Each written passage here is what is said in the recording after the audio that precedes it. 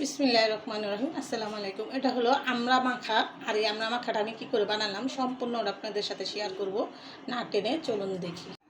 আমড়া মাখানো করতে কাঁচামরিচ আর আমড়া নিয়ে নিলাম, আমড়াগুলো ছিলে নিলাম। তো আমি এটা পাটায় সেচবো না, এমনি একটা দিয়ে সেচে নিব ভর্তা বানানোর জন্য। আমড়াগুলো আমি এখানে পরিষ্কার একটা তোয়ালা নিয়ে নিচ্ছি, এটার মধ্যে আমি নিয়ে নিব।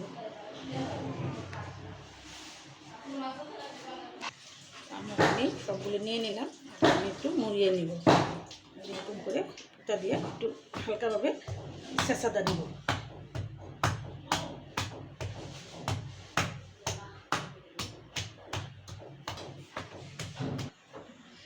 আমরাটা আমার ছেঁচা হয়ে গেছে, আমি ওখানে একটু ভারী দিয়ে নিব।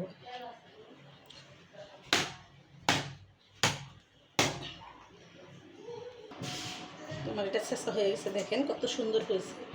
আমি এখন একটা বল নিয়ে নিব।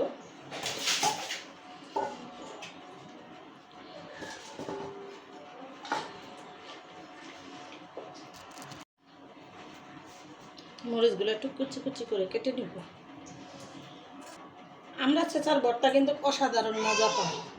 তো দিয়ে দেবো এখানে স্বাদ মতো নুন দিয়ে আমি আমড়াটা সাধারণভাবে একটু নুন আর মরিচ দিয়ে মাখিয়ে নিলাম।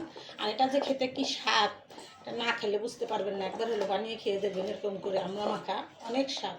তো আমি কী করে বানালাম সম্পূর্ণটা আপনাদের সাথে শেয়ার করলাম। আমার ভিডিওটা না টেনে দেখবেন আর এরকম সুস্বাদু আমড়া মাখা খাবেন। যাদের ডায়াবেটিস আছে তারা চিনি ছাড়া খেতে পারেন, কিন্তু আমিও চিনি ছাড়াই খাবো, আমি চিনি খাবো না। আপনাদের সাথে শেয়ার করলাম। তো আমার ভিডিওটা কেমন লাগলো অবশ্যই না টেনে দেখবেন। আর এরকম আমরা ফাটানো ভর্তা খেতে কিন্তু অসাধারণ স্বাদ। একবার হলেও বানিয়ে খেয়ে দেখবেন আর নতুন নতুন ভিডিও পেতে সাথেই থাকবেন। তো ভিডিওটা আর বড় না করে আমি এখন রেখে দিলাম। আসসালামু আলাইকুম।